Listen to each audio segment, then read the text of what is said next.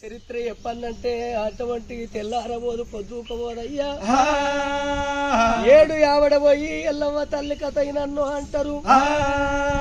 ఆనాడు కొడుకు పెట్టే పరశురాముడు పెట్టే బాధల కాగలేక అవి అన్ని వాడలు తిరిగింది. ఎల్లవ్వ తల్లి అన్ని కులాల ఇళ్ళకి పోయింది, గౌళ్ళ ఇంటికి పోయింది. ఆ సాలే సాకలి సబ్బండ జాతి తెలుగొల్ల ఇంటికి పోతే నా కొడుకు పరశురాముడు పెట్టే బాధల కాగలేక తల్లులారా నాకు జారడంతా జాగి చాటడంతా చోటి అన్నది. జోగురాల వేషం కట్టుకొని ఎల్లమ్మ తల్లి పోతే ఇప్పటికైనా అప్పటికైనా ఎల్లమ్మ తల్లి పండుగ ఎత్తే 5 ఇళ్ళు తిరిగి జోగెత్తందంటారు. జోగెత్తకపోతే లోపల 5 ఇత్తులు ఉంచరన్నది ఎల్లమ్మ తల్లి.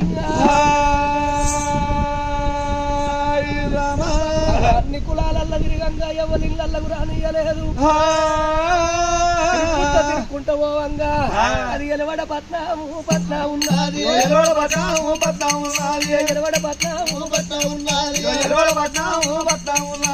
ఎలవడ పట్నం అంటే అర్జునుడు రంగమాదిగ వాళ్ళు వాళ్ళ దగ్గరికి అన్నపోతే వాళ్ళన్న నన్ను జాగడుగుతారా అని మాదిగ మాదలింకు పోతారి దగ్గరికి వచ్చి అన్నా నా కొడుకు పెట్టే పరశురాముడు పెట్టే బాధ కాగలేక జాగుంటానన్న పోలే వాళ్ళు దేగల్లో అయ్యిండ్రు.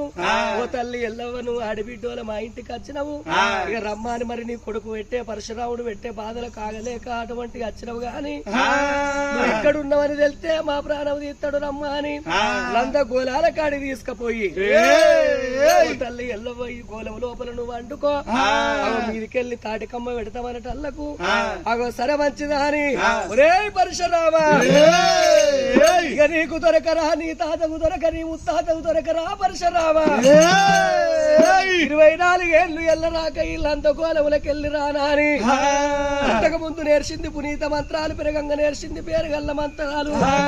అంటే 3 గజాల పళ్ళు తల్లి రేణుకా ఎల్లమ్మ అమ్మవారు రేణుకా ఎల్లమ్మ అమ్మవారు రేణుకా ఎల్లమ్మ